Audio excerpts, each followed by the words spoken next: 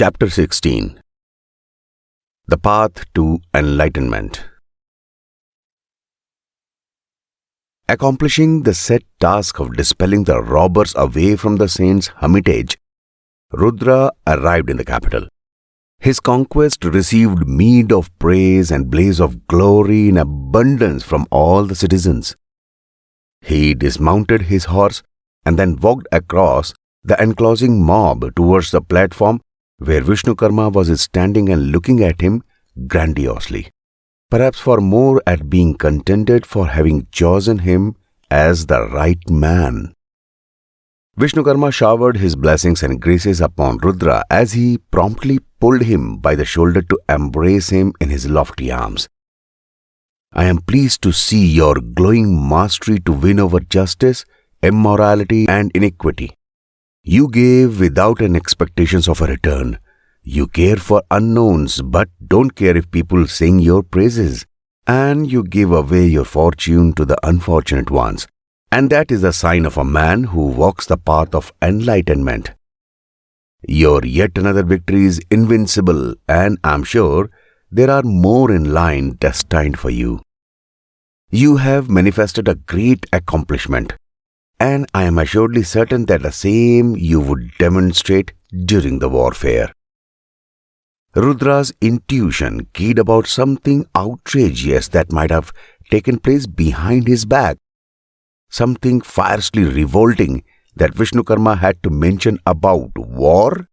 His inquisitorial looks enticed Vishnukarma's subconscious, coaxing him finally to unveil the conflict that had arisen in the court between the evil Ulkasur and King Vajraveer, and then how it led to pulling Madhavi in the foul tricks concealed within the game, her mighty retort, then raging dispute, aversion, expulsion, and finally the conclusive declaration of war.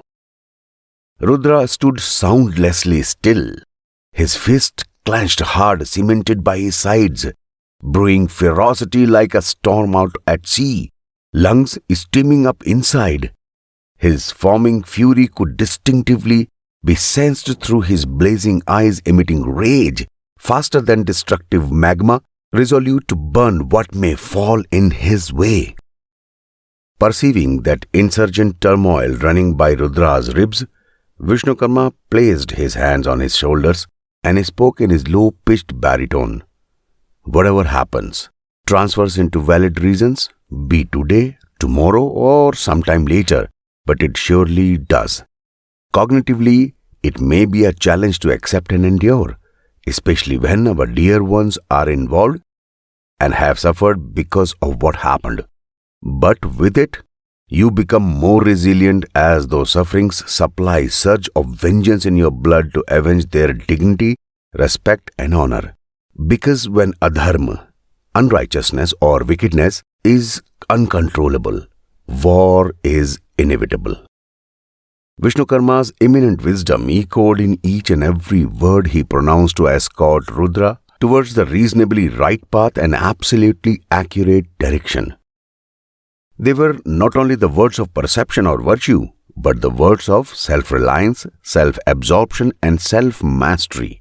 And now was the time when Rudra craved for more to learn, more to absorb, and more to hear for, to quench his thirst for knowledge and satisfy the hunger for wisdom in order that he could procure the trails of enlightenment through his master's ageless philosophies before he would lay his final step towards his definitive duty so as to protect his land and people from evil shadows, or precisely to say, justify his dharma, the ultimate duty.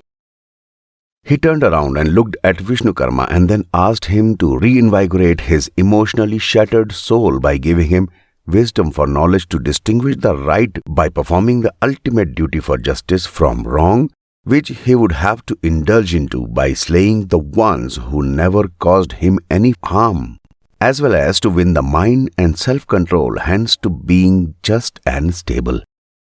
How are you able to keep your calm even in the most defenseless states? And how can you read somebody's action before he even performed them? He asked. "O Master, please tell me." How would you describe a man of a steady wisdom who acknowledges renunciations of actions? How does the man of a steady wisdom recognize what is more important to him? And how would he be able to devote himself fully to what is expected of him? He added. Vishnukarma looked at Rudra most ardently and gently held him by his shoulders, ready to transcend his wisdom to him that he had acquired in his lifetime. That is the very nature of a master, to pass down the knowledge and wisdom he has accumulated to his most trusted disciple in order that it remains alive and benefits generations after generations. In the voice of a noble guide, he spoke his mind. I have observed you, seen you, and now have known you more than I thought of you. Your selfless services, devotion, perseverance, and kindness towards people and the state are unquestionable. Since you have unfurled your desires to attain the basic principles of wisdom, I would share with you the 7 elemental symbols that have helped me to cling to my resolution and win over the immaterialistic reasons and transitory attachments. So listen, O great son of a great mother. Nature is the supreme mother of all living beings as well as non-livings. There is nothing outside her. She is one and all at once. A man should find her laws, admire her inexhaustible energy, and use her discoveries for his own gratification that would eventually pertain to attaining the most significant wisdom wrapped in her bosom. The 7 symbols which my ancestors used in their teachings are the sun, the land, the tree, the river, the lion, the horse, and the flag. Now listen how these symbols can produce salutary outcomes in the man's life who aspire his motivation from them through some regular practices combined into his daily routine. The sun. We all know that the sun is the ultimate source of all light, energy, and life. It brightens up all the celestial bodies floating around it, irrespective of their size and nature. With the first ray of sun emerges the life on the land that subsists till the last wave before it eventually drifts off into deep horizon. But does it really go off its duty? No, it stays there, but pushes the heads to turn around. And it does that for justice, balance, and fairness, to provide warmth and life in each corner of the sphere beyond the clouds of rain and thunder. It does not seek any worship or praise. It rests unaffected by any attachment or prejudice. Evil is the vein of resentment, rivalry, and jealousy burned down in ashes before they can even enter its periphery. He is self-luminous and sustains all with his rays. So should be the attributes of a warrior. He should fight while treating his victory and defeat alike, gain and loss alike, pain and pleasure alike, and thus fighting for justice, balance, and fairness under the influence of embodying power, glory, illumination, and the vitality of sun. One who seeks his immense power to rejuvenate his life and soul with knowledge, divinity, and performance must repay the gratitude to sun by a simple act of faith. He can do so by offering water to the first ray that springs in the east, bursting into an internal spectrum. Hence, he can absorb the emanating energy for both physical balances and intellectual upliftment. Rudra watched the scintillating sun.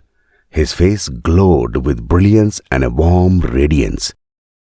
Vishnukarma looked at him with a slight, cheerful stretch and moved ahead. The land. The land is the grand matriarch of all beings, be alive or dead, or the one involved in times. She keeps nurturing them by giving them the healthiest and clearing out all that is hazardous, though formed through their own selfish actions. Such is the never-ending duty of a mother toward her children from the time she conceives them in her womb till her last breath, be her offsprings are grateful to her or not for having given birth, sustenance and support.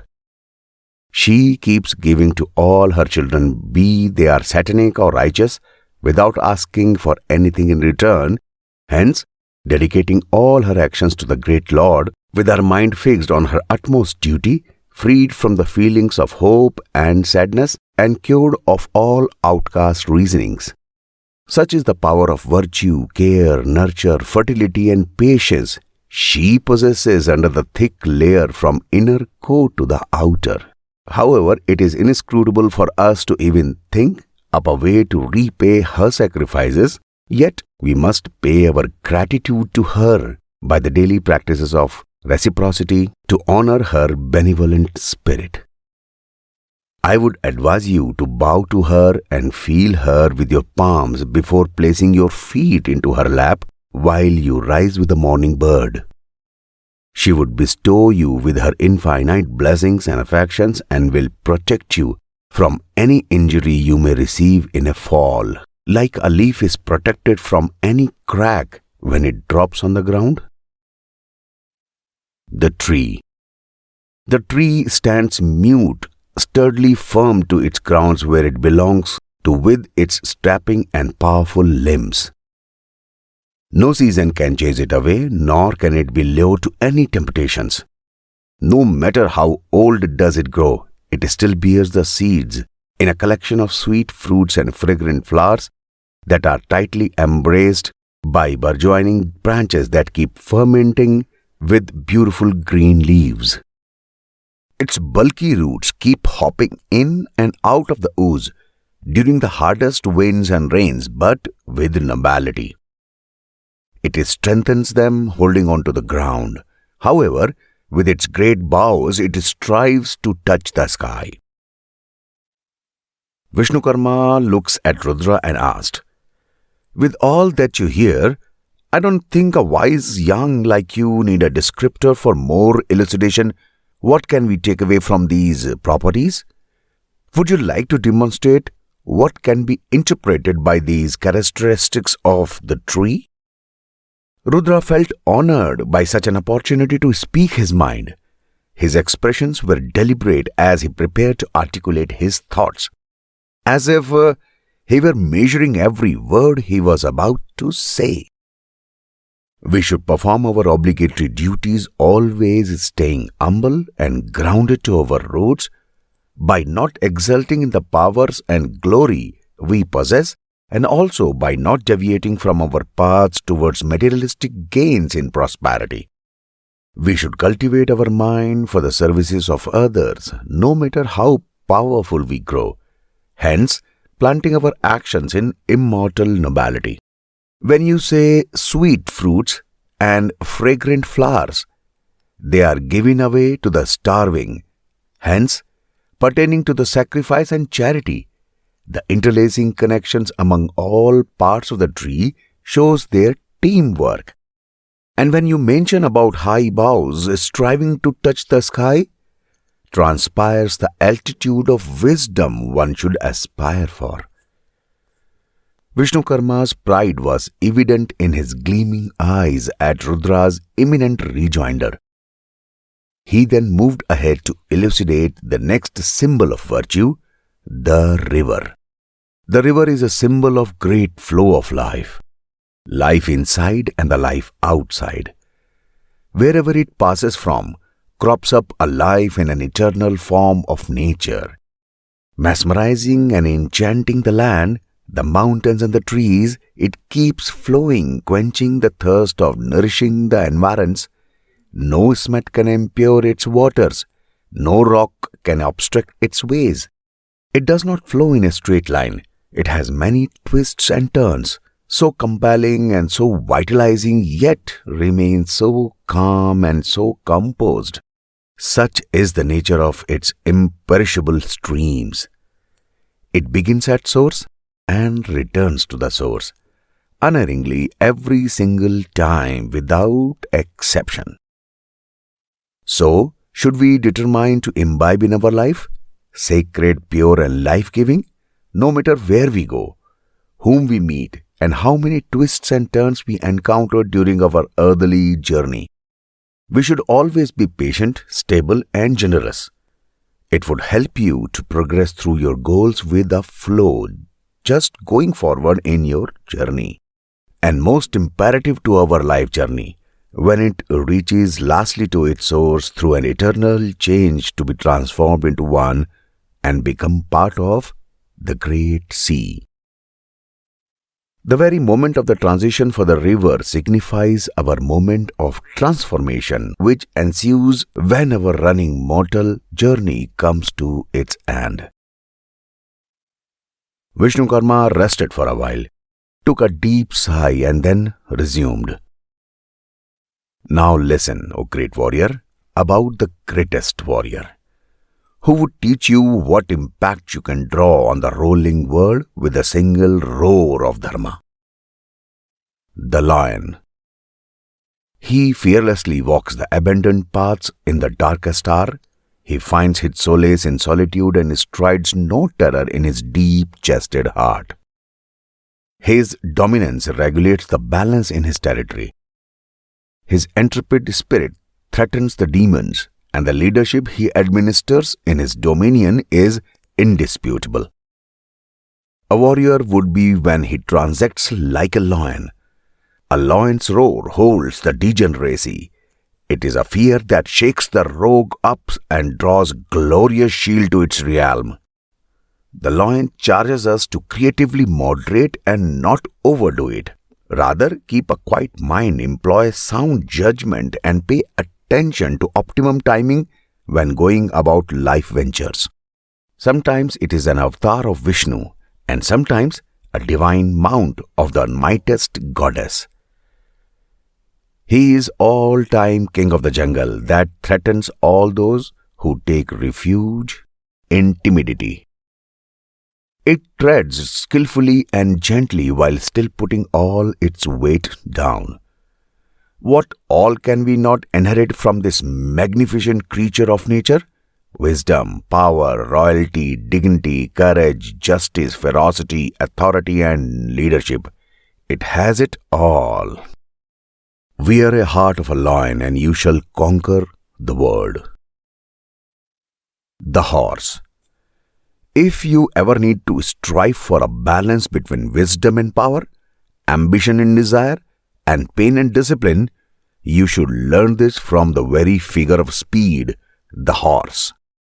Nevertheless, mostly treated as a universal symbol of freedom without restraint, regal ride, enthusiasm and appetite for leisure, yet, among all the spirit beings, it is the one wondrous spirit guide that shows a mighty motivation that carries one through various experiences, representing physical strength and vitality, and also subjective and emotional ability to go on to the farthest length of life.